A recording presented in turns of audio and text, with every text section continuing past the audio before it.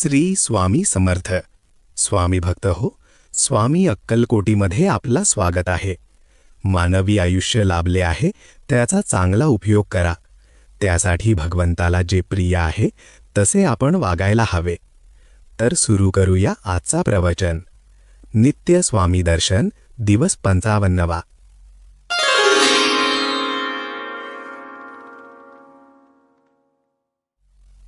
रामेश्वराजवळ शिवकांची आणि विष्णुकांची या नावाची 2 तीर्थक्षेत्रे होती.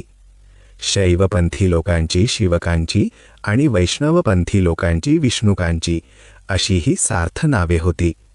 खरे तर शैव आणि वैष्णवांचे मतभेद विकोपाला गेले होते. त्या संबंधांना तडा गेला होता. वास्तविक ही दोन्ही तीर्थक्षेत्रे वैष्णवांना पूर्वी राजाज्ञेने जहागीर म्हणून मिळाली होती. त्यामुळे वैष्णवांचा उन्मत्तपणा खूप वाढला होता. तो कमी होणे आवश्यक होते. स्वामींना हे सारे अंतर्ज्ञानाने कळत होते.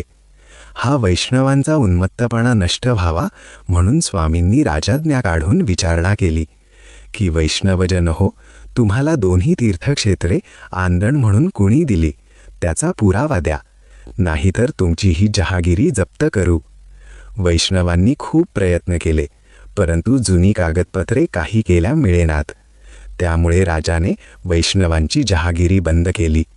वैष्णवांचा मत आपोआप उतरला. शिवतत्वांना विरोध करण्याचे कारण नाही हे स्वामींनी त्यांच्या लक्षात आणून दिले.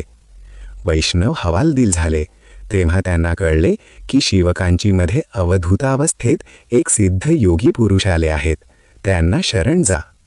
वैष्णवजन शिवकांची येथे आले आणि तेजस्वी समर्थांना पाहून भारावून गेले.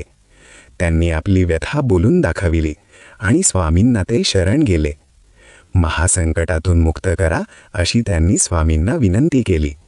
स्वामींच्या लक्षात आले की वैष्णवांचा अहंकार संपला आहे, म्हणून स्वामींनी राजाच्या अधिकाऱ्यांना बोलावून घ्या असे वैष्णवजनांना सांगितले. त्याप्रमाणे राजाचे अधिकारी स्वामींपाशी आले.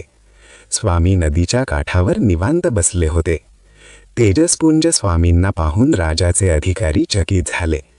त्यांनी स्वामींना नमस्कार केला आणि नम्रपणे म्हणाले, स्वामी, ही दोन्ही तीर्थक्षेत्रे जहागिरी म्हणून प्राप्त झाली आहेत एवढा कागदोपत्री पुरावा या वैष्णवांनी दिला तरी आम्ही त्यांना त्यांची जहागिरी परत करू.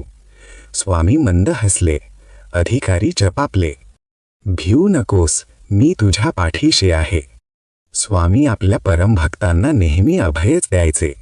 स्वामी फक्त एकच करायचे, मानवी मनातला काळोख आपल्या अतुलनीय सामर्थ्याने नष्ट करायचे. त्यासाठी भक्तांना प्रकाशदायी मार्ग दाखवायचे. लोकांच्या मनात फक्त संस्काराचे बीज पेरीत स्वामींनी सर्वांना भगवंत सन्मुख केले.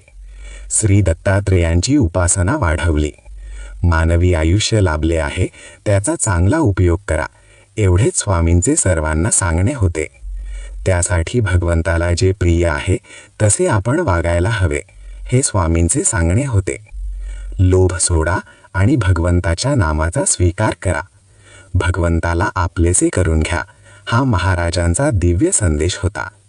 त्यांनी शैव आणि वैष्णवांना एकच संदेश दिला की परमेश्वर एकच आहे.